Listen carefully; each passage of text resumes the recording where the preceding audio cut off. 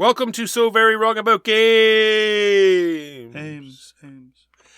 This is a gaming podcast about board games. We're going to talk about board games.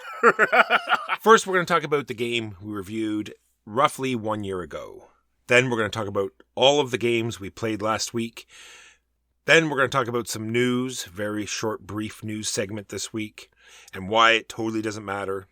And then we're going to do a Q&A. We've asked our listeners to send us questions on all sorts of the clickety-clacks, social media code. This is why we call it the Omnibus questions. We do this every couple of years or so. I looked it up. Actually, the last time we did this is our fourth. When we did our third was actually May 2 years ago. Wow. So we do this intermittently. This is kind of our mailbag episode. We felt it was time, and we're going to be doing Omnibus questions Delta Aleph, because this is going to be the first of a two-part, because we got a lot of good questions. I'm interested to get to a lot of I think last time we did a two-part. We did a two-parter last time as well. This is because our listeners are an inquisitive lot, and we are more than happy to help them out. By the way, I'm your co-host, Mark Bickney, and with Mark. Hey, Mark. How's it going? It's going very well.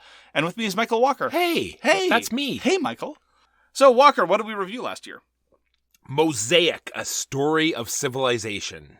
This is by Glenn Drover. It was a review copy we got from the publisher Forbidden Games. They ran a successful Kickstarter for a tableau-building civilization-type game. And we've played it a lot since. We have. An expansion came out with it. Wars and Disasters. We enjoy a lot of it, but not all of the expansion. But yes. We enjoy almost all of Mosaic itself. Yes, the core game itself is very good, I think, at doing what it sets out to do. If you're expecting a traditional Civ-like experience, if you look at the troops, be they cardboard or plastic, depending on the edition you have, and expect it to feel like a troops on a map game, you're going to be very sorely disappointed. If you even expect the same level of direct military engagement that you might find in, for example, Through the Ages, A Story of Civilization, I think you will also be somewhat disappointed, because the military buildup in Through the Ages is a necessity. Military buildup in Mosaic is just another way to get an area majority, broadly speaking. Yeah, I don't even want to compare it to El Grande, because not even that. Yeah, exactly. So it is one of my favorite tableau builders of the past few years. It's primarily about buying the new toys and getting the right symbols out and having a tableau with enough of a civilization veneer to make me happy. And Glenn Drover is a designer who has done a number of works that we very much enjoy. His worker placement sort of kind of Age of Empires thing, which has gone under a number of different titles. We like his Railroad Tycoon, we being mostly Walker. I very much like Raccoon Tycoon, but he's also done a bunch of stuff that we don't like. So Mosaic is squarely in the stuff that we do like, and I'm very pleased to have it. And as Walker said, it comes back to the table with a fair degree of regularity. It's just easy to play. It's an easy playing game. The flow is real, as Walker would say, and there's lots of cool stuff to see and do. So very pleasing. As far as I'm concerned, the only drawback is that there's so many sort of parameters or sort of scoring conditions to hit. Yes. And so you're constantly just checking to make sure people haven't forgotten them or you haven't forgotten them. It's true. Has anyone gotten to 6 coins? No one's gotten to 6 coins. Oh, I'm at 8 coins. Like, well, you should score the 6 coins, Achivo. Yeah. Precisely. I agree. So that is Mosaic, A Story of Civilization by Glenn Drover, published by Forbidden Games. I think it is pretty perennially in my collection and will stay there. So, Walker, now on to the games we played last week. What'd you play last week? Mark, I played Gloomhaven, Button and Bugs. This is a solo game designed by Klipfel and Nikki Valens, put out by Cephalofair Games. And it's sort of like a shorter version, a totally abridged, like abridged to not really abridged, sort of like just a jump over the stream of Gloomhaven. And I thought they did a really great job. They really sort of caught what the essence of at least Gloomhaven is for me, and that is choices on what cards to use. It is a great look. You have like a scenario deck, and it'll read you the story, and then you turn over the last card of that particular story for that scenario, and there's a little mini map, and you put out your little guy, and you put cubes out for the enemies, and then they have these card holders, and they have a card for the enemy and a card for you, and that sort of takes care of like the sort of hit modifier deck. Yeah, the modifier deck. You're moving down these tracks, and it takes a little bit of space, but not that much. Oh, it's a very, very space-efficient game. Yes. The only change I think I would have made for that would be, I've seen many games that have multiple dials on sort of one piece of cardboard. I think they could have got away with that for all the enemies, just had like one strip of cardboard with a bunch of dials on it, and I think that would have cleaned it up even more. And the rulebook could have been a lot clearer, I wish. A little thicker maybe. I know it was going for a small box. The box is adorable. The dimensions are a scaled down Gloomhaven box almost exactly. So, out of scale, you would think it would be a full Gloomhaven box. Anyway, frankly, most things about buttons and bugs are adorable. It's true. I played the first scenario. There's a good chance I'll go back to play more, and I'm really not a solo person, so that's saying something. Gloomhaven, button, and bugs. You know what, actually, the way I would characterize it, and this is a vibe that I very much like, but seldom see in board games, it's cute, but it's not cutesy. I love cute, but not cutesy. And that's exactly what Gloomhaven, Buttons, and Bugs is. I'm glad you enjoyed it. True. I just want to make it clear, Mark got a review copy. I backed it on crowdfunding, and hopefully it's going to be available for everyone. Yeah, and I've been meaning to go back to the campaign. The difficulty has shot up. It was standard kind of thing. The first few scenarios are kind of sort of a tutorial, but even then, they were sufficiently challenging so as to be diverting. And the past few have been really, really hard. So I think I'm at the point where I might just accept the loss, but still continue on in the campaign. It's a solo game. Cheating is fine. It's true. Or cheating against Walker. Exactly. Or cheating with people you don't know. Right? Oh, That's how it works? I thought it was murdering people you don't know. No. Uh-oh. Ooh. Okay. We have a problem. So, it's a little bit more, I think they go for the puzzle a little bit more than they do in Gloomhaven. It's very much, pushing people into traps and getting the most out of your cards. But the way they cycle the cards, you get one round sort of on the A face, and then you flip the card over and you get sort of a round on the B sides. And when you use it on B sides, then it goes in your discard, and then you cycle them all back and then have to discard one some way. Anyway, Gloomhaven, Button, Bugs, I do recommend it if you enjoy Gloomhaven whatsoever, and you find it hard to get a group together to play. This is a great way just to go through that sort of feel by yourself. And besides, if you're going to have a solo game, it'd best be quick to set up, not occupy too much space, and a relatively quick playing time. Ideally, that's what I like out of a lot of solo games. Not always, but often. And as you said, the footprint is very marginal, even as the dials sprawl. The way I prepare a table, as it were, to set up a game of Gloomhaven, Buttons, and Bugs is I shove my keyboard back a few inches in my desk, and then I have enough room to set up a full game. So there you have it. I'm glad you enjoyed it. Yeah, I continue to find it delightful. Walker showed me Scrap. Scrap is designed by Kenny Michael-Otton, published by Jolly Swagman Games, and I can see why Walker last week compared Scrap to Circadian's Chaos Order. Circadian's Chaos Order is a heavily asymmetric, kind of burdensome in terms of its rules grit, multiplayer area control game. And that's very much what Scrap is. My first play was almost a complete wash. It is seldom the case that in my current hobby state that I can go through an entire game of something, regardless of its weight or complexity, and not really feel like I've got a handle on what's going on by the end of the game. Usually I've got a pretty good handle by the first play. This is not a question of my being intelligent or my being particularly good at processing rules. It's I've been in this hobby for a while, and picking up rule sets is kind of like a skill like anything else, and you can pick it up after practice. So I was expecting Scrap to start making sense after second or third reset. That did not happen. There were still details that were eluding me. I had a vague sense of how to profit from things. But overall, what happens in Scrap is you're setting out these action cards in a kind of a queue, and sometimes you upgrade them by going up these tracks. But mostly you seem to get points. Here I am trying to make generalizations, and I don't feel like I have a good grasp on things. You seem to get points through combat. The problem is that combat is attenuated through a variety of things. One of them is getting all your ducks in a row through the action programming while your opponents presumably might be trying to either get their own ducks or disrupting your ducks through their action programming. And then the fight starts, and then there's this multi-phase bidding system reminiscent of Cry Havoc or of Rising Sun that have follow-on effects that I couldn't, again, none of these things are particularly obtuse. Some of the terminology is more obtuse than it needs to be. I'd clean up some of the iconography, but mostly my criticism thus far about Scrap is as follows. I think Scrap needed an editor, a developer, somebody to chop off some of the elements and smooth down a lot of the other ones. For example, every unit on the board has two stats. You might say, oh, only 2 stats. How simple could that be? Well, it was the case that, again, by the end of the game, and I was paying full attention, I wasn't tired, I wasn't inebriated, I still couldn't grasp when the various stats were used. Walker was very patient, kept reminding me of which one mattered when. I just couldn't remember. And consequently, there was always just this sense of understanding being further elusive. I was like Tantalus, trying to grasp for the clever ways to go. Sometimes, I started a fight once, and it was like a point piñata. I hit something with a stick, and then a glorious amount of points spewed forth. I don't really know how they got there.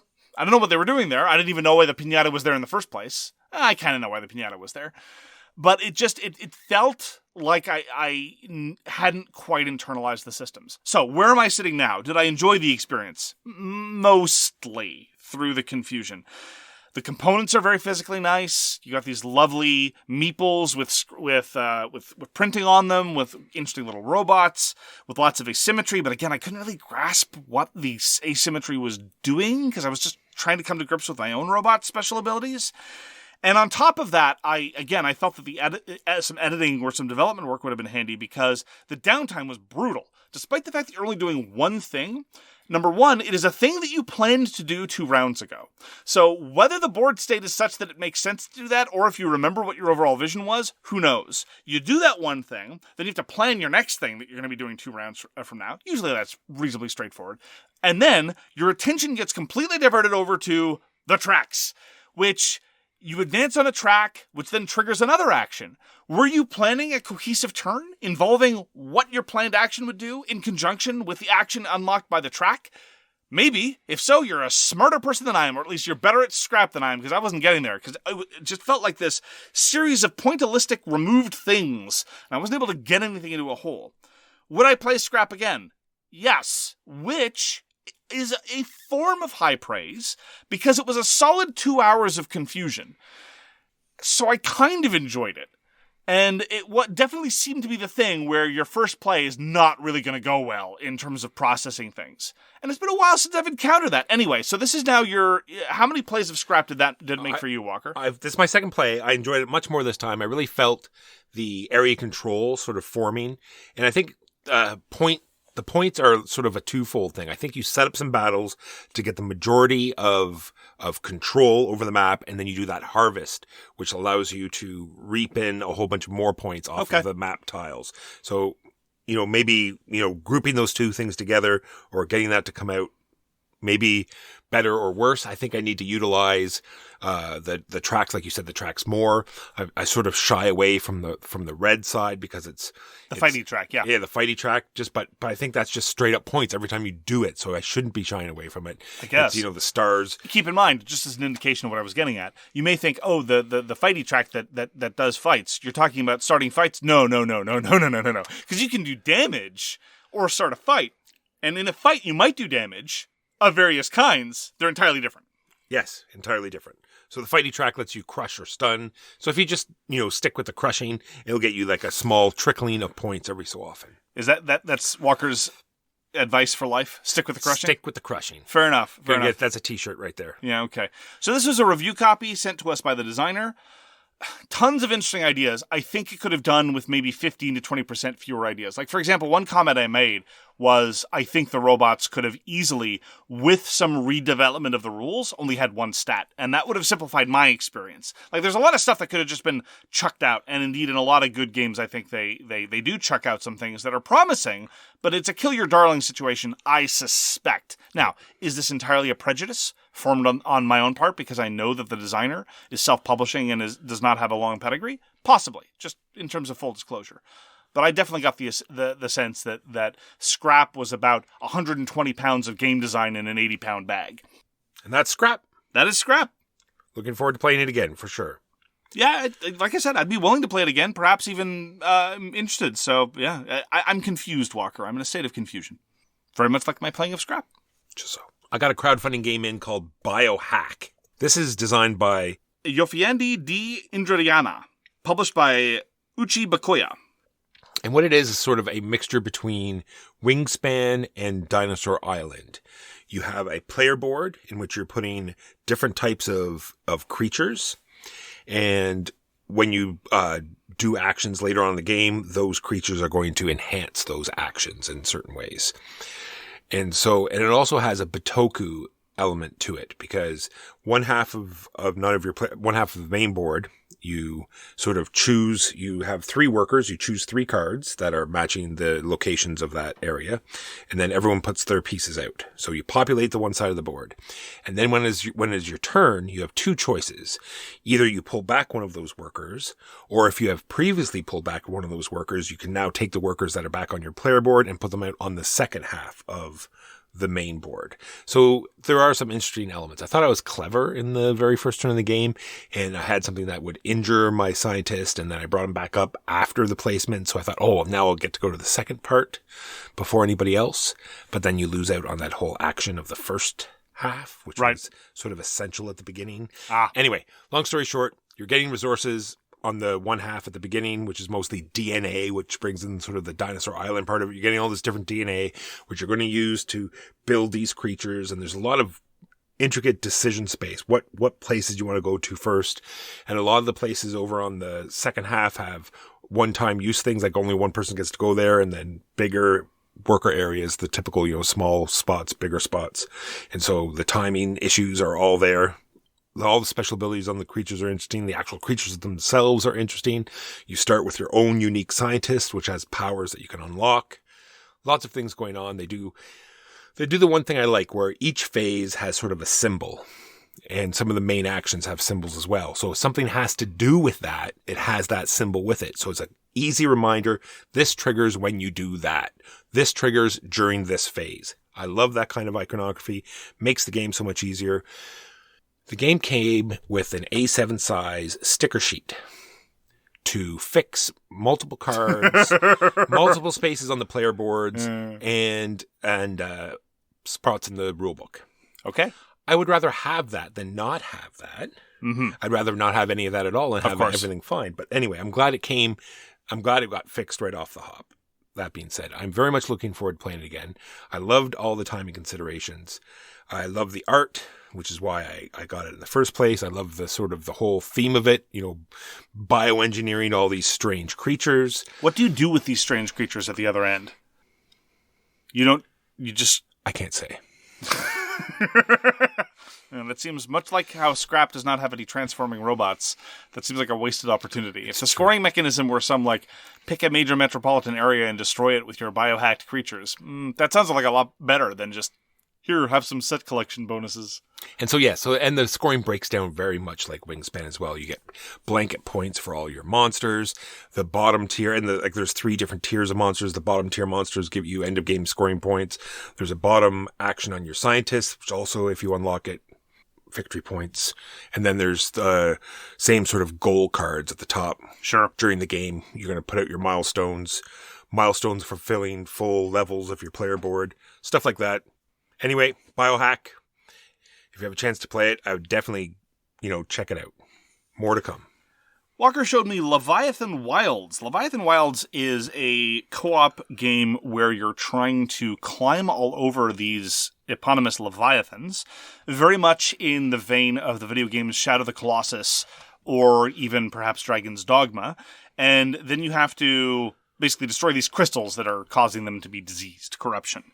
And there are a number of very clever elements of Leviathan Wilds. Essentially, it's very much in the sort of classic pandemic vein of go and do some number of actions and then a bad thing happens. And you need to go to various spots and spend a certain number of actions to get rid of them. So the question is, can you find the necessary efficiencies? Can you avoid the bad stuff well enough?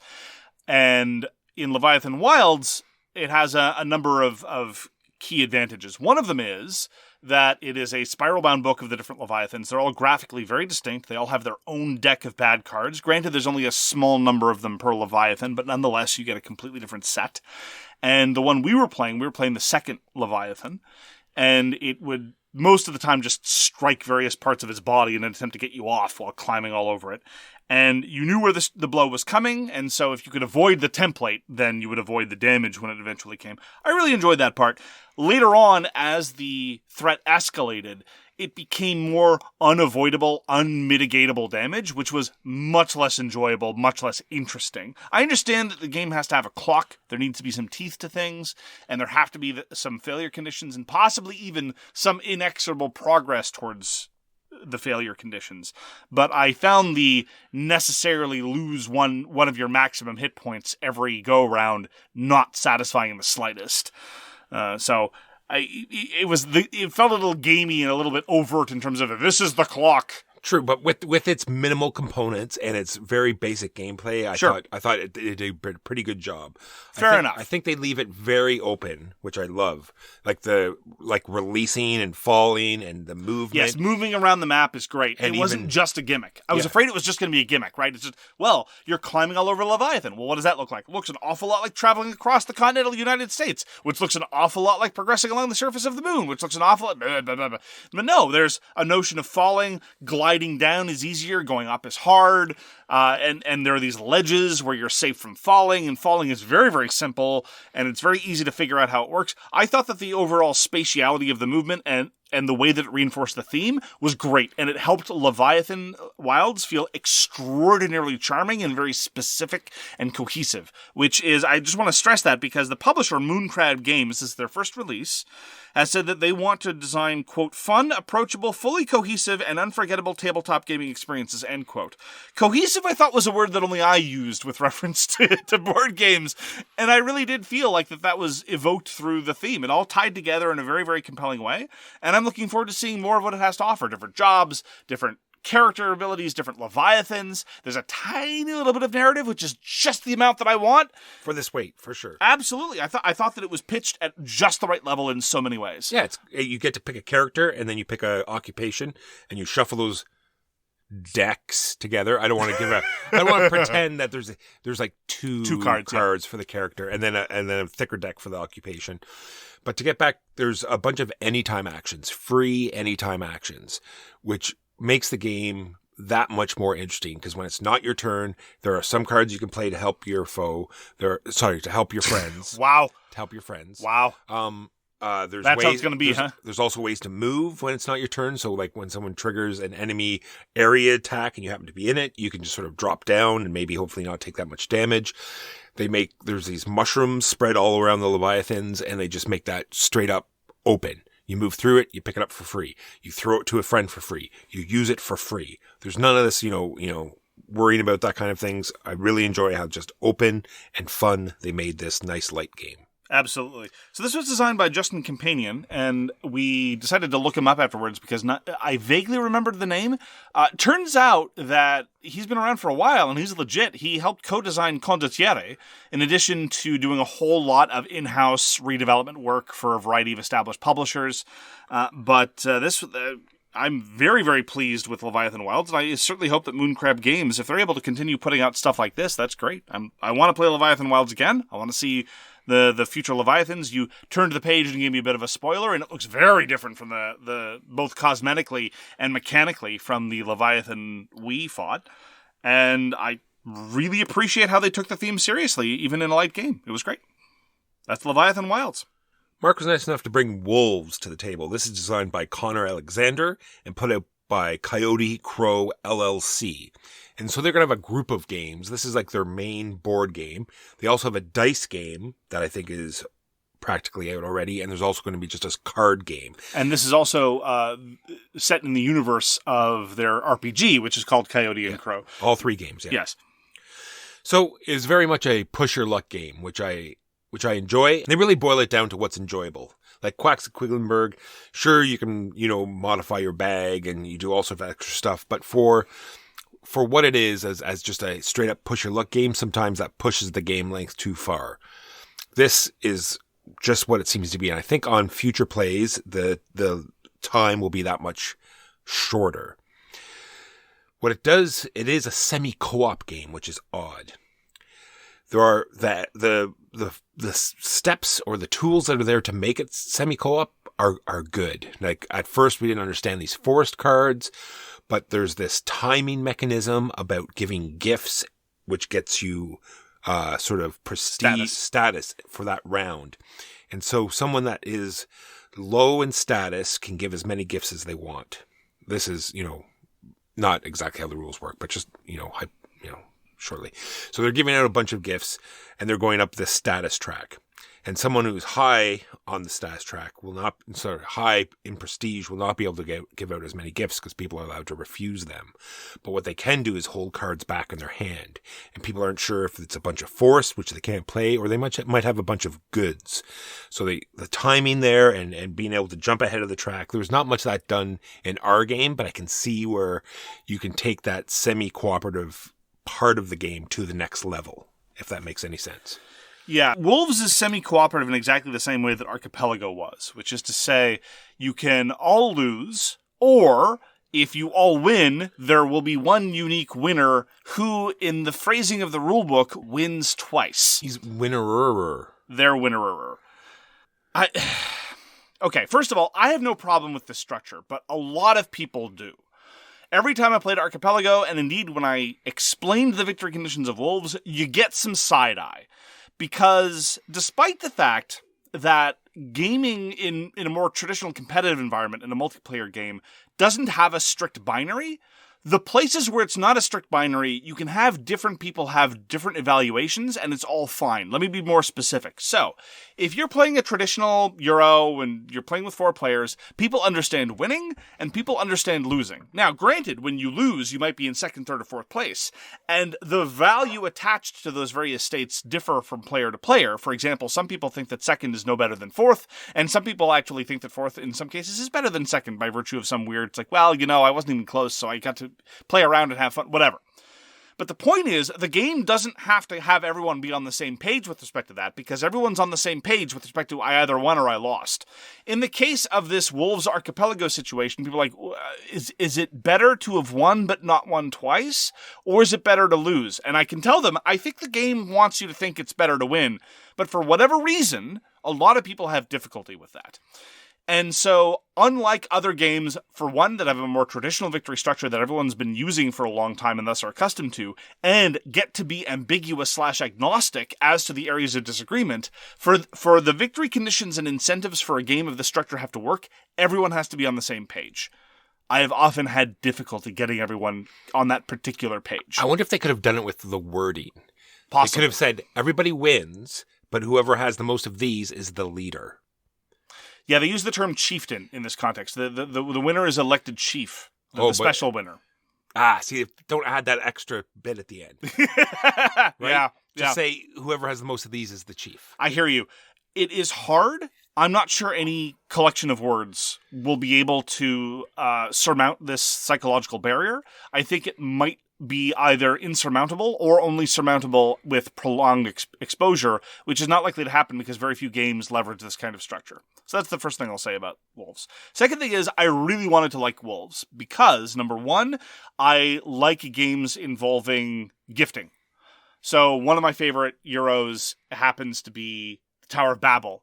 Certainly one of my favorite underappreciated Euros. And it's all about offering people cards, and there are various incentive structures around when you want them to refuse, and when you're offering them a gift that's actually a poison pill, and elements of that structure. Very few games leverage that. Trading is pretty common, but this isn't trading, this is a question of gifting in the proper contexts, where the other element of the exchange, the pro from the quid pro quo, is not just more cards or something else. So I very much appreciate that.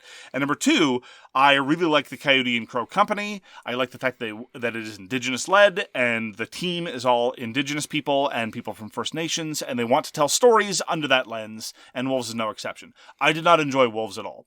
I thought that what was amusing about Wolves was the push your luck. I agree entirely. You've got this deck of cards that's unique to you, and you want to pull as many as you can, but otherwise you bust. And that part's neat. It's got a little bit of tension, and indeed it's simple, it's straightforward, it's easy to understand. But then what that drives is I see where the intentions were. I can kind of see where the structures that they wanted to see, the play states they wanted to encourage. I did not see any of those manifest. What I saw manifest was a structure where if you drew lots of your deck, you're going to do well that round. And if you didn't draw lots of your deck, you're not going to do well that round. And if you are the prestige leader, as it is, if you happen to be leading from the previous round, then largely your responsibility is plugging up the resource shortfalls of your other players. If you're second or third or fourth or whatever, then what you can do is offer gifts that cannot be refused, which is just points bonanza. Ooh, I've got these 8 cards. Yo, leader, here, have these 8 cards. That's 16 points for me. I don't want these cards. Shut up and take them, leader. Good. You have to. And yeah, there's a little bit more sophistication there because once you have too many resources, you start cashing them in for prestige as well. It's a whole thing. But largely it's you want more cards, and there's a very harsh rubber banding. Oh, you're leading from last round? Well, you're just going to be the source of points from everybody else this round. Oh, you weren't leading from last round? Okay, well, you'll be able to cash your points in with maximum efficiency. And that's largely what happened. True. I think a lot of the problems happened because we were all sort of satisfying the needs that we needed. So therefore, the first player had no leverage in order to trade. Whereas if some person had a shortfall... Because we were playing a co-op game. Yeah. We were playing it like a co-op. True. I'm just saying if that one person had a shortfall, you could give them this massive trade and get a bunch of points that way. So and, what you're saying, and that would, I'm not sure what the rules were for talking. Whether you're not allowed to. Exactly. So there's no haggling. You don't talk about what's in your hand. So the other players wouldn't be able to say, "Well, don't take that from him. I have the fish that you need." So they need a fish from them. I have the fish that they need, and so you could give them this 9 resource trade, and they would have to take it because they'd be worried that they'd have the shortfall. Sure, and you're able to do that because you pulled a lot of cards from your deck, and they didn't pull enough cards from theirs. No, true. That's what I'm saying. I'm saying in our later game states, everyone was fulfilling their needs, so no one had to trade. Sure. And the only trades that were happening were the forced trades. Right. Whereas if we had different, like you say, we had different draws, then there would have been a little bit of shortfall, and the game state might have been a little bit different. What you're observing is that the economy intends to produce a situation where you're not sufficiently confident that other people are going to be able to plug up the shortfall, and you're able to leverage that to make some interesting deals. Just so. And my observation is that the economy is not sophisticated enough to actually do that, and it just redounds to draw more cards, get more points. Agreed. Which, again, is a shame. As I say, I find the push your luck interesting, but it's kind of drowned by a surprisingly cumbersome round structure. And let me just close off by observing that one of my metrics for determining when a round structure is too cumbersome is when people are jumping ahead.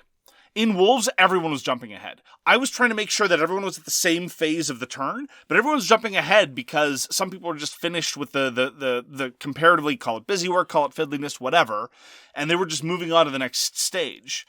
And I was just, everyone's like, no, we're on the third phase now. Let's all do the third phase, because fundamentally Wolves is very simple. You draw your cards, you cash in, you cash in some gifts, and then there's some stuff about prestige based on how much prestige and status about extra cards. It's the same sort of thing where Distilled broke down, where there's so many phases that are so simple, everyone would be jumping all over the place, and it just broke the game down into being not enjoyable. Yeah. I don't know if Wolves could be simplified. If anything, I think it wants to be more elaborate than it is. I think that with the economy, we're slightly more nuanced. If there was a little bit more, no pun intended, teeth to the scarcity, if we really felt under the gun, if there was a serious concern over research scarcity that was not entirely driven by, well, all my 3 leader cards were really high up in the deck and I busted real soon for no good reason, then I think I would enjoy it a lot more, but as it is, I was left feeling that there was too much emphasis on procedural elements that were not allowing the kind of game states that I could see they wanted to generate. And that left me mostly with a feeling of frustration and disappointment. And that is Wolves by Coyote and Crow, LLC.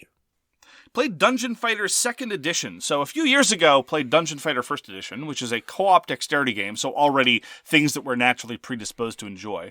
But I remember my 2 plays of Dungeon Fighter mostly producing a sense of failure and pointlessness, because the way the game works is you have this bullseye, and you're trying to land dice closer to the bullseye to do damage to various monsters you encounter while dungeon crawling. And the die has to bounce/hit the table before it hits the bullseye. So far, already a little tricky.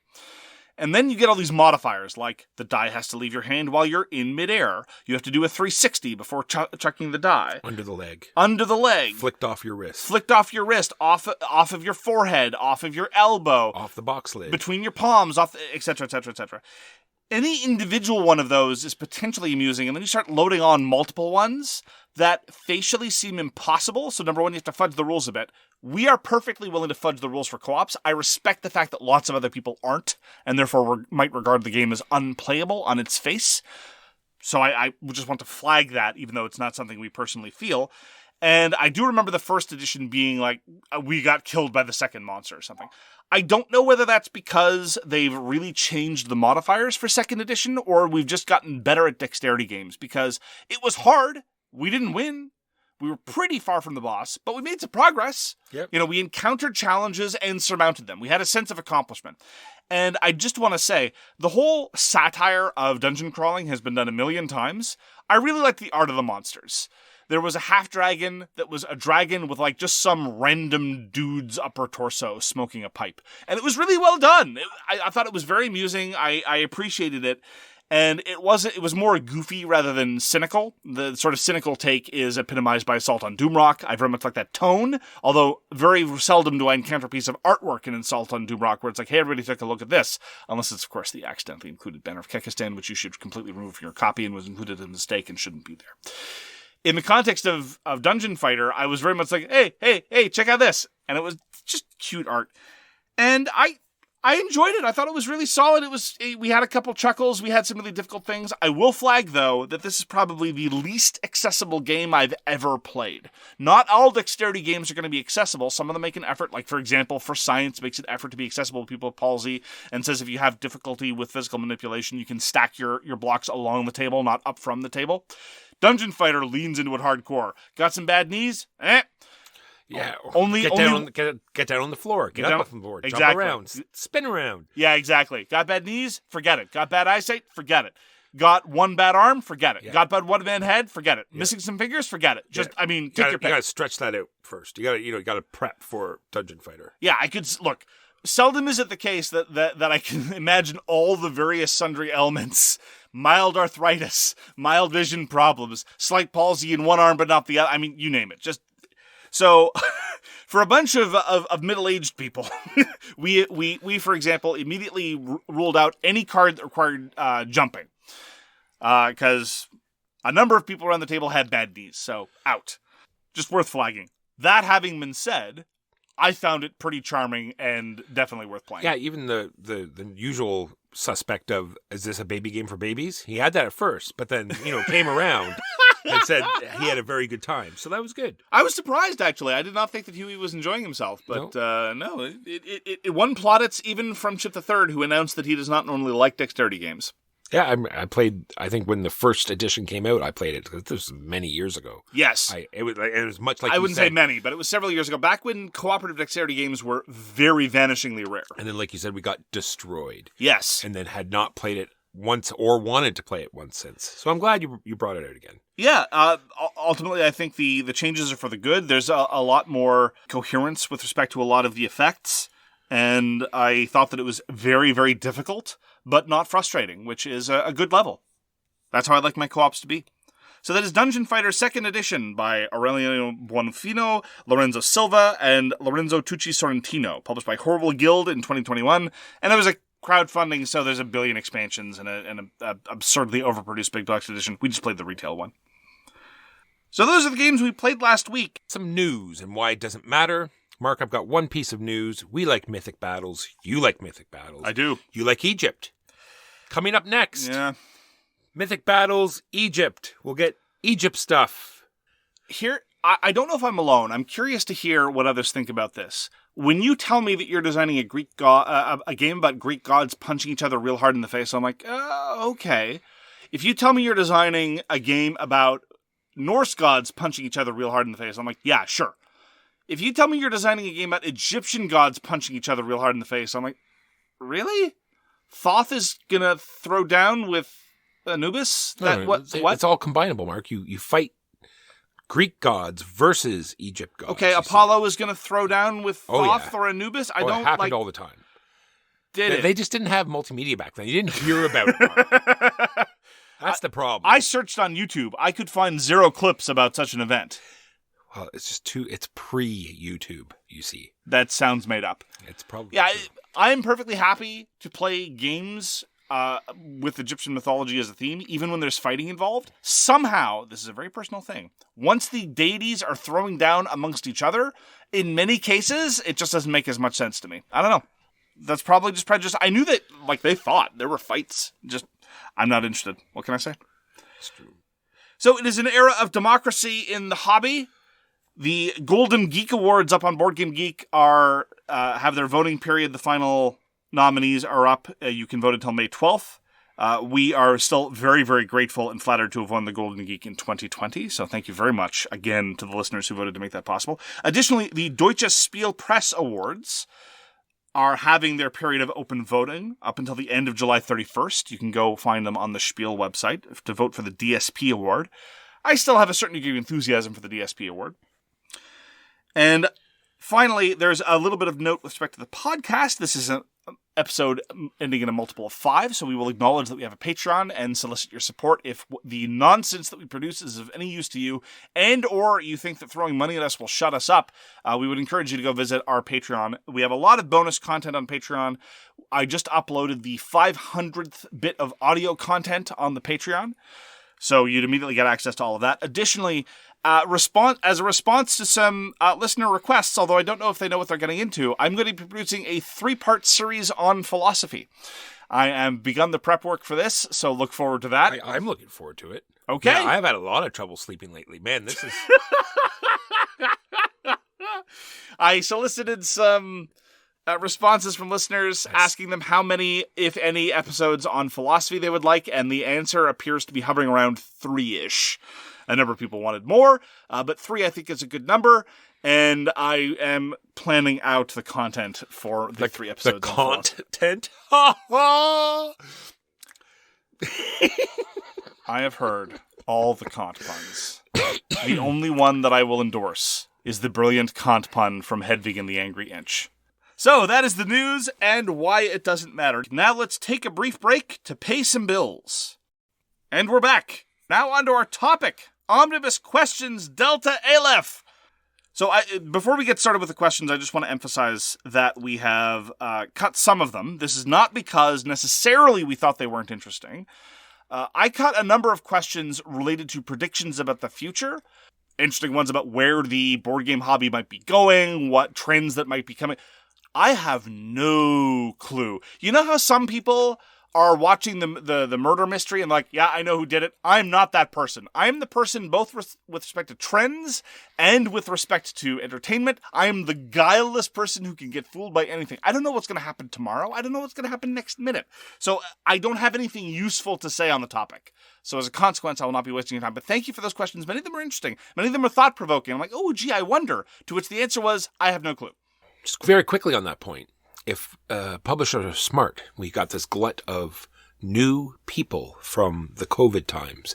I have a feeling that there'll be a large content of lighter to medium games. So if you wonder why, I think this is they're trying to keep that audience. That's all I'll say. I don't know. So let's get started, Walker. Why don't you start with the first one? Will do. What was your most memorable gaming experience ever? Which game? Who won? What about it made it unique and thrilling? So for me, the most memorable gaming experience I ever had was introducing people to Lupin Louis for the first time. I had never played it. I had just been reading about it for years. And I'm like, they're going to look at me sideways. They're going to give me the side eye. They're not going to trust me. And sure enough, they didn't.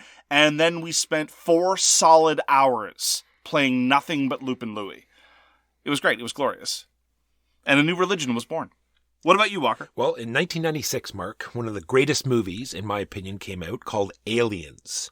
Okay. 3 years later... I don't think you're going to get much pushback from anyone. Certainly not from me. In 1989, 3 years later, which back in those days... 99, I believe. 1989 would have been a Back to the Future situation. 1989. Sorry. You said 96 was when Aliens came 1986. out. Yes. Okay. I'm on board. 1986 Aliens. 1989, 3 years later, which back then was the next day. Really? Yep. Yeah, right. yeah. Nowadays, we have merch before the movie comes out. Back then, I hear you. 3 years later, this is something. A game called Space Hulk came out. Went to a gaming convention, saw this Space Hulk on the table, blew my mind. pretty well. Like, I was already doing, Acts and Allies, which will come up later, but this was just totally something like story-driven.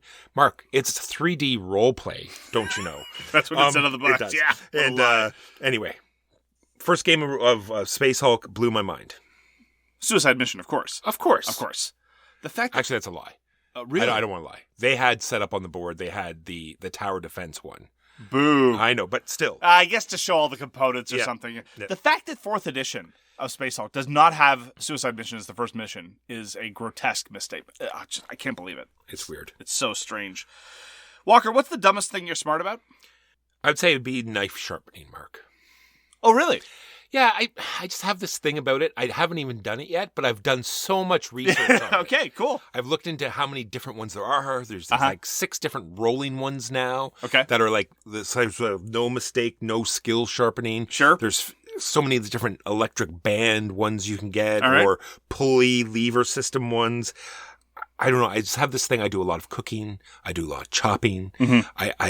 I am great with a re-edger. It's called. It's the steel that you bring out. Yep. That's not a sharpener, for those that think it is.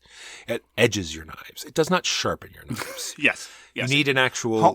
it hones, I think, is also another term. Another term. So you need to actually sharpen your knives. Sure. And I have never... I believe, Walker, we may have to get on moving. There are lots of questions here. I don't think it was explain all the things you know about the dumbest thing you're smart about. All right, fine. I'm very sorry. I'm interested. But you understand so many sharpening methods. Okay. I've yet to lock them one down. What's the smartest thing you're dumb about? I didn't have anything about this. I am dumb about nothing. There's so many things I'm dumb about. Okay, fair enough. I couldn't lock it down to one thing. Fair enough. So for me, the dumbest thing I'm smart about is probably minimizing the number of times you need to cross the street. I have an elaborate system. In Kingston, I don't get to deploy it, but in Montreal, I had an elaborate system. When to cross the street and how. And the smartest thing I'm dumb about is probably Kant. I'm very dogmatic. I'm pretty dumb about Kant. Walker, when does a euro have a soul? When you sacrifice a chicken to it. and then you bring down... No, I think when you stop trying to win... And you just sit back and you start enjoying the mechanisms and the feel of what the designer was trying to get to and watching the other players and what they're doing and just sort of watching the whole thing take place. That's when I feel that, for me, a euro gets its soul as opposed to constantly trying to get the most out of it and just working the mechanisms themselves and just trying to win the game. It is very telling that you focused on an individual session and the experience of playing it, whereas I naturally, and this is just an indication about how you're much more sensitive to these things than I am in a good way, and I immediately thought about the design elements. This is why we form a good balance, I think, between the two of us. And I would just like to emphasize, you used to mention something about the intention of the designer becomes apparent. And that, to me, is when a euro has a soul. When you can tell that this is part of a cohesive vision. That the designer had a set of play states or a message or even a narrative that they wanted to convey. And you feel that it's a deliberate act. This is a deliberate cultural product and narrative rather than a disconnected series of mechanisms. So, due to a sudden influx of money in your Patreon, see, this is one of those hypotheticals that I initially read as like a news result, and I got all excited. It's an H.G. Wells kind of situation. Due to a sudden influx of money in your Patreon, you decide to become a sovereign nation. What would your flag and anthem be? So, flag, we already have one for one. We already have a coat of arms. It's on merch. It has our official slogan, which is "Errare audere," dare to be wrong. Very proud of it. And as far as anthem goes, do you have a sense of an anthem? Probably something by one of your favorite 80s or 90s bands. I'm sure it would be like a Diana Ross sort of Ooh. Rise Up. Oh, that's great. Like okay, there we go. Not It's Raining Men? Probably not. Okay. And what Macross model would use to guard your border? Well, the most effective one would no doubt be the VF-22S, I think. Because after that, they started cutting costs. The VF-22S would probably be the most effective one. Is that the one that transforms into a scooter? No. No? Oh, okay. You've talked recently about more ecologically aware. How do you do that in board games? Where do you draw the line if you're able to find one? So, just another note about wolves. No plastic. A lot of people are moving away from shrink wrap. Shrink wrap is bad. You can package and ship board games without them using paper envelopes to store your components rather than plastic bags. Certainly for shipping, and reusing plastic bags for gamers where they have one. And largely, I've just started taking a hugely more jaundiced eye to large miniature count board games and asking, do I really need that much petroleum byproduct? And really appreciating games that have a smaller physical footprint in general. And I just really feel as though publishers should give you expansion choices. I really feel some expansions could be put in pouches. Not all of them. Right. Like you do, give us 25% in pouches, 75% in boxes. Some people like to keep their expansions separate in their own box. A lot of people just throw the expansion into the box and then that whole cardboard box for the expansion is just thrown into recycling. Yep. Whereas if it was just put into a paper pouch or anything, then that would save so much. And stop UV coating everything. We don't need spot UV on stuff. It makes it much harder to recycle. That's what I heard. I didn't want to say anything until I read something. Yeah. Yes, apparently you can't recycle UV boxes. Yeah, just stop. It's also bad from a consumer perspective. Like, a lot of environmental stuff is also good consumer stuff. It's not always the case, but it often is. If you suddenly stopped being reviewers, since when have we been reviewers? I thought this was a drive time radio show. How would that affect the number of different games you play? We would play fewer games. Yeah. I mean, we're only able to have the hobby life we have by virtue of our Patreon support. Yes. Like, if you look back to the number of different games we played, even like in year 2 of doing So Very Wrong About Games, we were already successful beyond our expectations, but we had not yet started getting income from it. We just couldn't afford to go through the number of games we go through now. So there you go. Agreed. What single game in the last 10 years do you think had the biggest positive influence on the hobby and negative? To interpret this as you wish, whether it's expanding the hobby, introducing new concepts, being a cash, blah, blah, blah, blah, blah, blah, blah, blah. I put in Scythe here, Mark. As a good example. No, both. Both. I picked a game that I think had both. Okay, go for it. I just think that it sort of unfortunately brought in this new genre of crowdfunding, be it good or bad. But it also brought in this, hybrid Euro sort of tableau building action efficiency game. Sure. Okay, I could see that. Biggest positive influence on the hobby, I would probably say Wingspan, because this is a huge market success that really brought in a lot of gamers, a lot of people. It was a big smash hit for a woman in the industry. We don't have enough prominent women designers, unfortunately. And so regardless of what I think of the merits of the design, I think it had a marvelously positive impact on the hobby. As far as negative impact on the hobby, I would say Cards Against Humanity. Yes. In all the ways that Wingspan brought in new people in a good way and really showed our hobby at its best, I think Cards Against Humanity shows our hobby at its worst in a lot of ways. Look, if you like it, more power to you. But what game has had the biggest change for you, positive or negative, between the first and second play?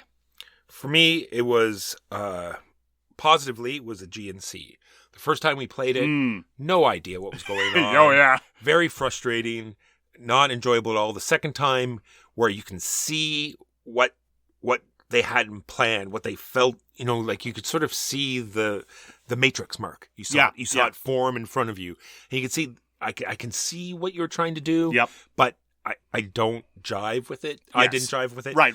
But you could get there. It was from absolutely nothing to, I can kind of see what the intent was, is a big difference. Exactly. For me, the biggest change was Gloomhaven. The first time I played Gloomhaven, it's entirely my fault. I tried to play solo. I'm like, what is this garbage? I couldn't process the genius of the card flow when I was managing 2 separate hands. I just wasn't able to put the pieces together. I mean, I won the first scenario. I played it and I did the thing. I'm like, whatever.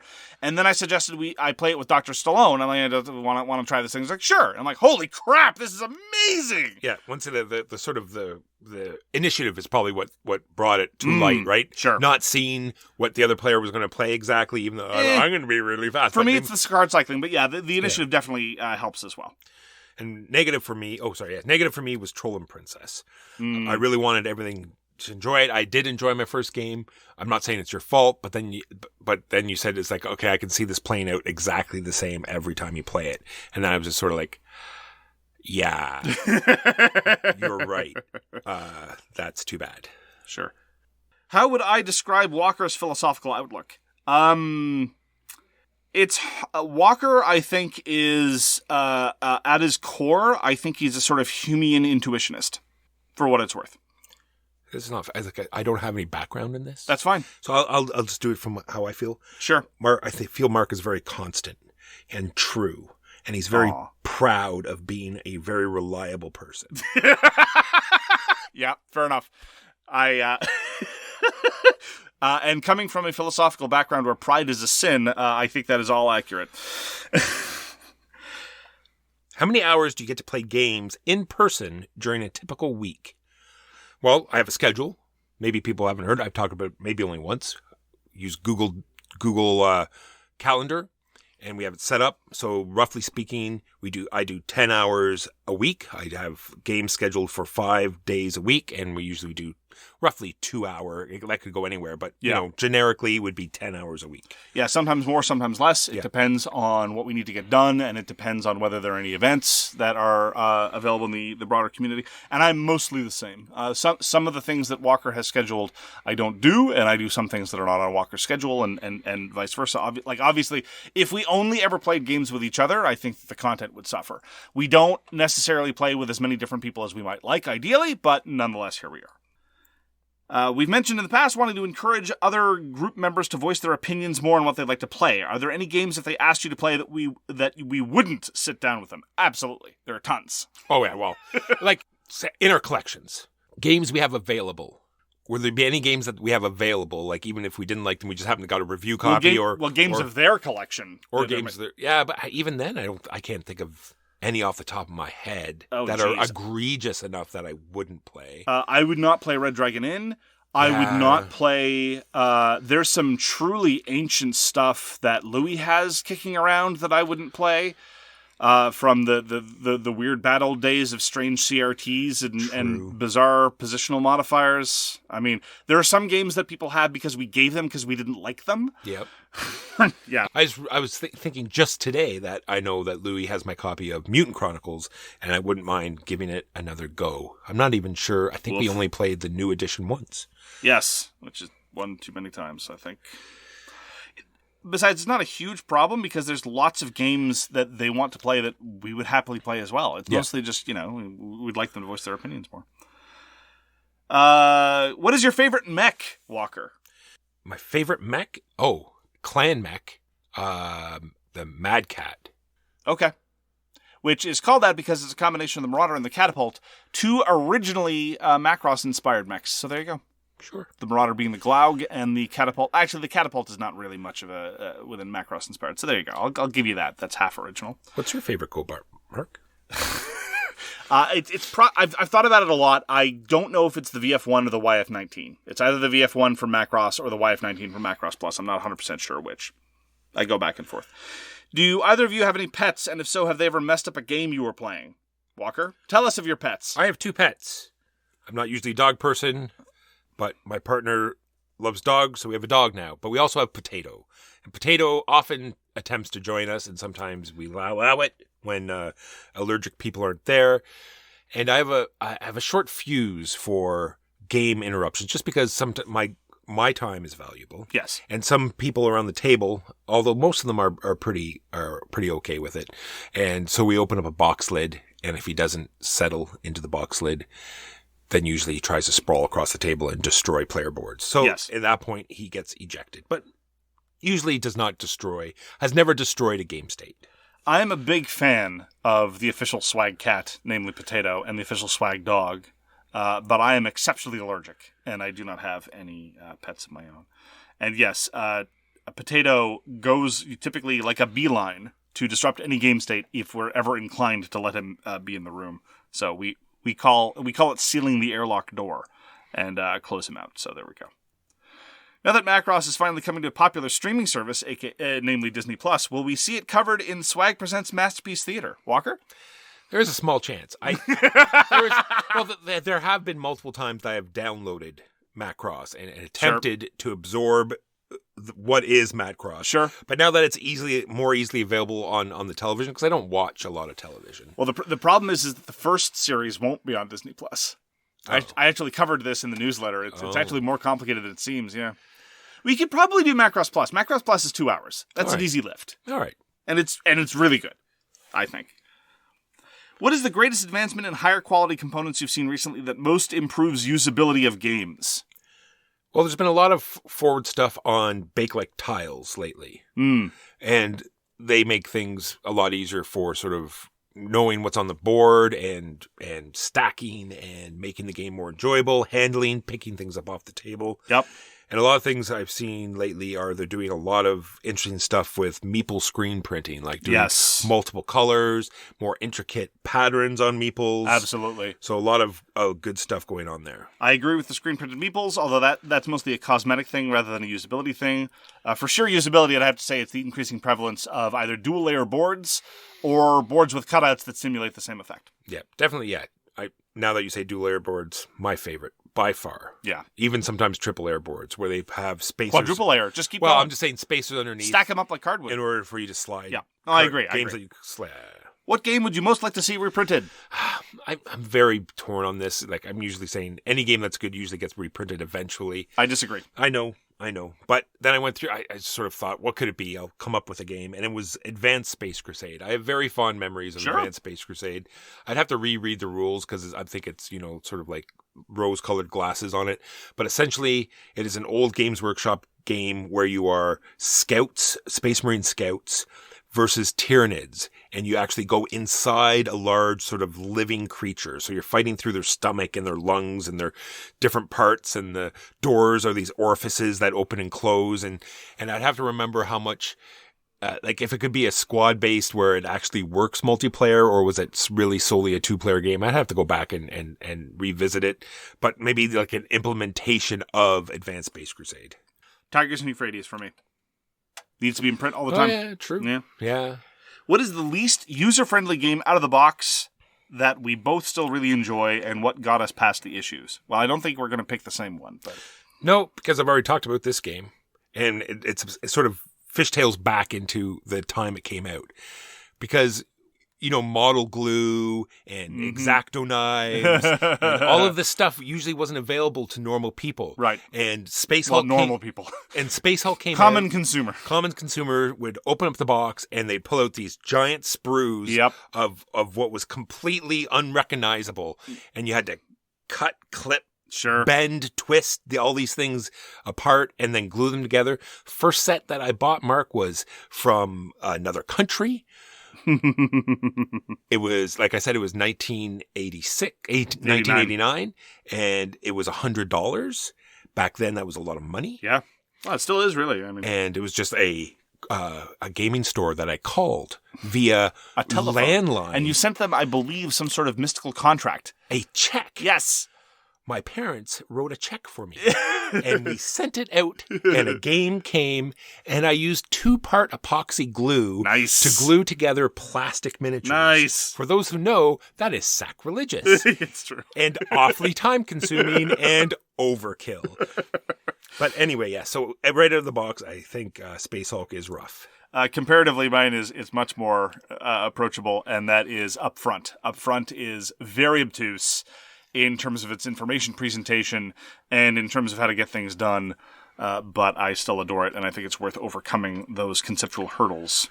Other games that would be brutal would be like Advanced Squad Leader and or Divine Right, where it's just so many chits that you have to punch. And Divine Right, I'm not sure is still worth it. ASL, I'm not in position to comment. I've been wanting to try ASL, to but even trying it is hard. You need someone to teach you is the upshot. Walker, what is your greatest success story in board gaming?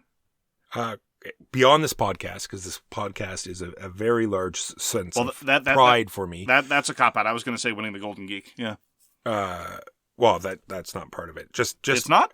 Not really. No. Okay. No, just having the vision of what we wanted to do and sticking to what plan we had. Nah, for me, it's the external validation. Is it? Okay. Well, no, because listeners went to the bother of nominating and voting for us. I suppose. Yeah. It's not just the fact that some small group of people might like it. Like, I am very gratified that the Shut Up and Sit Down wanted to invite us to Shucks and presumably still will. Like, that's great, but it's not as meaningful personally as winning the Golden Geek for those reasons. But anyway, I cut you off. The real one was a convention that I ran many, many years ago. We have a local military base. They used to run a convention every year. The first year students it was sort of an assignment to them. It was like, here's an assignment. You are to run this convention.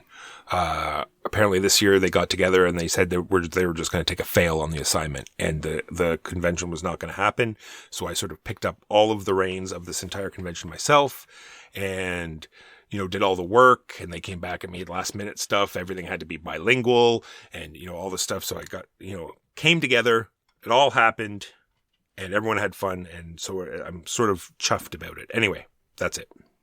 If you're given effectively infinite resources to personally spend on board games and board gaming, what would you do? It's very much like a definition. How out of the box can I go? Like, can I rent a space to play board games? I would. That would happen. Yeah. No, I would totally, if we could, I would buy a compound and put a number of our friends who are willing to do so on salary for them to just run it as a board gaming venue. And especially my dream of opulent wealth is just being able to pick up the phone and say, yo, set up a table for this game for me. I'm going to be there at this time in this place with these people. Have it be ready, and just show up, and it's there, it's done. That to me is like infinite wealth. That is what I would do with infinite wealth. Yes, because I'm very confined with the space that I have right now, and so just a dedicated area would be all I really want at this moment. We have both remarked in the past that due to our jobs as game reviewers, we don't often return to past favorites. What are some of the games you'd like to go back and revisit? And they might have fallen flat on initial play, but you think with repeated plays may have become favorites. Well, I'll just jump out and say that latter case, we're pretty good at identifying, things that might reward future plays, at least as far as our tastes are concerned. Like I said, I didn't very much enjoy my playing of Scrap, but I'm intrigued, so I might come back. I think that there's more to it. The works of Christian Martinez, for example, both Inish and Galactic Renaissance, were like, oh, this is intriguing, need to play it more to figure it out. I'm not saying that we're always right after playing a game once, whether or not we're going to like it, but usually it's a little bit easier to identify what needs going back to. So we're usually good enough to be able to do that. We're able to make the time for going back to the games that we think need going back to. But what are some of the things that you think we've left behind that you really want to... I think Evacuation, for us needs another play. And then the other ones I have here are just games that we have that we both really want to play and just can't find the time, which is Turbo Kids. Yep. I still haven't played Turbo Kids. I know. And exactly. That's why it's here. Yep. And Jenga Maker. Jenga Maker, yeah. Jenga Maker. Oh, yeah. Jenga exactly, Maker. yeah. Jenga Maker. Yeah. I always want to play more Battle Lore and Commands and Colors games. Yeah. It's just, yeah. 2-player games. Yeah. So many. A number of 2-player games, yeah. If you could have a song play for whenever you enter a room, what would it be, Walker? Had one. Had a sort of contract job at another city. Yeah? And so I had a song that I played every time I came in and every time I left. Yeah? It is from Skrillex and Alvin Risk. It's called Try It Out. It's a Skrillex song, oh, really? Yeah. Wow. It's so good. Like, especially just at the very beginning. It's great for entering and leaving. It is the song. That's wild. I've been very clear about this. If there are going to be more questions later about SwagCon, I want Kashmir by Led Zeppelin. Failing that, if we wanted to just be like super honest, it would probably be I Want Candy by Bow Wow Wow. Yes, for sure. But either one of those, different vibes. Depends on the mood and how honest I feel like being about myself. I honestly feel that this next question is my favorite. Okay. Mark, who is your favorite Muppet? Yes, Walker? Who's your favorite Muppet? Oh, I said Mark. Oh, yeah. I'm asking you. What is your favorite Muppet? I have a soft spot for Grover. I had there's a monster at the end of this book as a very young child. I like Grover. I mean, I like many of them. Pretty much any one of the core cast members of the Muppet Show as well. But yeah, mine is from there was a secondary sort of reiteration of the Muppet Show that came after that had like a bear, and my favorite from there is Pepe the King Prawn. Hilarious character. Check it out if you can. It's very funny. He's done a lot of like outside of the show stuff. Sure. You can see him doing interviews and stuff. Pepe the King Prawn? Yeah. Very nice. Why did I stop playing Infinity? When I played, what faction did I play? What did I like about the game? I stopped playing Infinity because, despite the fact that I love the universe for the most part, and I love the gameplay, I love the rule set. What it does is, in order to play optimally, or indeed, when played competently, very frequently it would lead to game states that were not necessarily particularly satisfying. What do I mean by this? Optimal play in Infinity is often grindingly attritional. And you either have the tools to deal with the tricks that your opponent has, or you don't. If you don't have the tricks to deal with your opponent's tools, then they're going to stomp you. Like, they have camo and you can't see through camo. Well, good luck. Or vice versa. Those games are not particularly satisfying. Equally matched forces with well-done lists, you're still going to have the situation where the smart thing is to just grind down their ability to operate. And that's certainly the way that I played. That's the way I saw a lot of other people play. And I loved it, but I started feeling bad about consistently like seeing the light drain out of my opponent's eyes. Like, oh great, now I have 5 orders on my turn. It's like, sorry, this is the way it goes. So that's one of the reasons why I played. Also, the local scene at the time wasn't particularly active. It's more active now, but I haven't really been tempted to go back. And when I played Pan-Oceania, primarily, though not exclusively, the Neo-Terran Capitoline army, because I maintain to this day that the Auxilia are pound for pound probably the greatest single unit in the game state. And is it rules dense? Yes. Can it be learned quickly? No. I have not played Code 1. I don't know to what extent it makes things easier, because frankly, one of the ways in which Infinity is complicated is just understanding the order structure and knowing how to use the right tools and leverage the right math to overcome your opponent. So, I don't know. I mean, some people seem to like it, though. Some people swear that Code 1 is easier to understand. But there you have it. In terms, Walker, of the official takes we've had on the podcast, what do you think you've been the most wrong about? I think just being too sarcastic about things, maybe. What I'm thinking about is like when I'm pretending to be hard on a game, like when we talk about Terraforming Mars or Phillips games or how I hate Spirit Island, how it's sort of off the cuff and not 100%, and people, come back and give me guff about it. And it's half off the cuff. I have in the past been caught on, been called legitimately on using irresponsible or insensitive language, and those moments still haunt me, frankly. But, you correct yourself, you issue an apology, you edit episodes, and you move on. But every time it happens, it's getting less and less frequent. Like we try to be better, we try to be representative, we try to be inclusive. I'm not proud of it, but we correct and move on. That's all that humans can do. If you were a spirit in Spirit Island Walker, what would your name be? Trolls like brainless toddler. Nice! Yeah. I like that. Yeah. Mine would be uninspired pedant deploys doctrine. Nice. Yeah, I'm glad you like it. Yeah, both good. What's your favorite type of cuisine? Asian for me, I think. If I don't think I could have a good curry, then I'd be sad boy. Yeah, probably Japanese for me. Almost all Japanese food. Do we have player color preferences when playing games? Walker likes purple. I like yellow. I've fallen into a trap though. A number of people I know have done the exact same thing I did. We chose yellow to associate with ourselves just for simplicity because nobody else did. So there's a non-trivial number of very hardcore hobbyist gamers who prefer yellow, and when they play with each other, they get confused real easily. It's true. What is the best side-scroller that isn't Golden Axe related? Golden Axe is not one, I think, of the absolute best side-scrollers. I have a great deal of affection for it. The best side-scrolling game of all time, I think, is Alien vs. Predator, the CPS2 game by Capcom. Fabulous game. Really well done in Sensation license and really good gameplay. But I also really, really like Streets of Rage 4. I didn't really like Streets of Rage all that much until number 4. There's tons of amazing ones, but my two favorites are probably Streets of Rage 4 and AVP. AVP is amazing. Play it if you haven't already. What's your video game with the highest hours spent being played? I think I know what Walker's is. I was between two. Oh, yeah? I just played so much WoW. World of Warcraft, that it would be hard. But I just think that I've played so much League of Legends that it would have to be League of Legends. Yeah.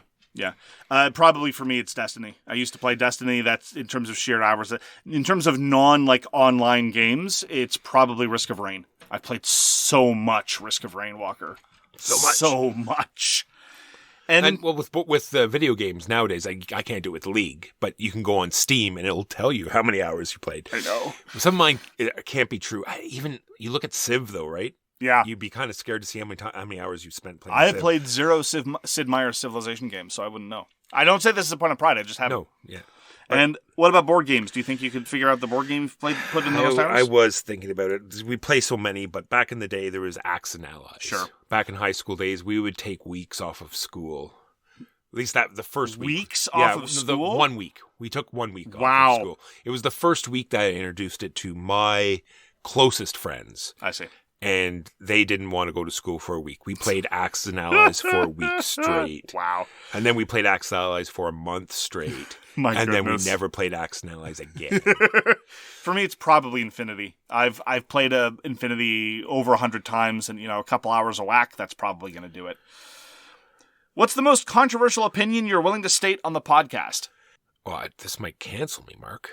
Well, but you're willing to state. Oh, I'm willing to state. This is asking us to dance close to the line. It's good because as the opinion in the game, believe it or not, Mark, people can have different opinions than true. You. That's fair. I think it is a point of reflection that people need to think of, that it is okay for people to have different opinions. Yeah, but the corollary to that, the false inference from that is that it is okay for people to have any opinion, which I don't think is true. Correct. Anyway, I've stated on the podcast before that I'm an anti-war pacifist. I think that gets people real mad. What's my elevator pitch for why people should read Kant? That's because I think Kant discovered the truth, capital T, about a number of things, such as the nature of human perception and the nature of human thought in a number of ways, and also with respect to the formulation of the moral law. I think I would struggle a lot with calling my friends by their name in person and an alias while you're speaking on the show without slipping up. Is this tough? Do you call them by their aliases in real life? No, never. No. I've never called someone by their alias, and I've only ever once slipped up on air and then had to edit out referring to somebody by their real name instead of their alias. This started... I value confidentiality a great deal, far more than a lot of my peers when I was studying medical ethics. And rather than getting people's permission every time I wanted to talk about them, we started referring to people in the generic as Huey, Dewey, and Louie. This was Walker's innovation. Eventually, this solidified so that we had a specific Huey, a specific Dewey, and two specific Louies. One is Louie with an S, one is Louie with an E. This is a differentiation in my head that not many people know. Walker, I think, only confusion is there's been a persistent misunderstanding as to which is Huey and which is Dewey. It just doesn't matter. I know. That's what I think. Right. It's one of these things that we just do so we don't use their real names. So yeah. I don't understand why it matters name I use. It matters to me for no good reason. Gotcha. I like the world building. I like the notion that there's this expanded casts. But it's actually been shockingly easy. What were the best, most memorable, and worst, most forgettable games you guys played that were based on a movie or TV IP?